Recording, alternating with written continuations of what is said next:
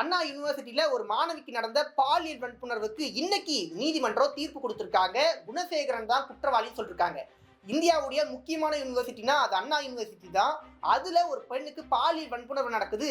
ஒட்டுமொத்த தமிழ்நாடும் அன்னைக்கு கொதிச்சு எழும்பிச்சு. பல எதிர்க்கட்சிகள் கேள்வி எழுப்ப ஆரம்பிச்சு. இன்னைக்கு 157 நாட்கள்ல தமிழ்நாடு அரசு இந்த கேஸ முடிச்சிருக்கு. இப்போ நீதிமன்றம் இதுக்கான அந்த ஃபைனல் தீர்ப்பு கொடுத்திருக்கு. மொத்தமாவே 29 பேர் பாதிக்கப்பட்ட பெண் உட்பட மொத்தமா எடுத்து விசாரிச்சு 70க்கும் அதிகமான ஆவணங்கள் அங்க சப்மிட் பண்ணப்பட்டு இப்ப இந்த கேஸுக்கான அந்த ஃபைனல் ஹியரிங் வந்துச்சு. அதுல மொத்தமா 12 கேஸ் போட்டிருக்காங்க. இதுல 11 அந்த வழக்குகளும் நிரூபிக்கப்பட்டிருக்கு. கண்டிப்பா ஜூன் 2ஆம் தேதி இதுக்கான அந்த ஃபைனல் ஜட்ஜ்மெண்ட் வரும்னு சொல்லிருக்காங்க. காத்திருந்து பார்ப்போம். கண்டிப்பா இவனுக்கான அந்த தண்டனைன்றது உறுதி செய்யப்பட்டிருக்கு. தமிழ்நாடு அரசு இவ்வளவு விரைவாக செயல்பட்டிருக்கு. யோசிச்சு பாருங்க, எந்த பெண்கள் வீட்ல இருந்து வெளில வந்து இப்பதான் சாதனைன்னு சொல்லிட்டு அடுத்த கட்டத்தோட கிண வந்துட்டு இருக்காங்க.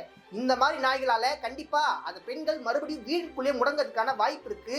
இந்த மாதிரியான தீர்ப்புகளும் பெண்களுக்கான பாதுகாப்பும் கண்டிப்பா அவசியம். தமிழ்நாடு அரசு இன்னைக்கு உறுதி பண்ணிருக்கு.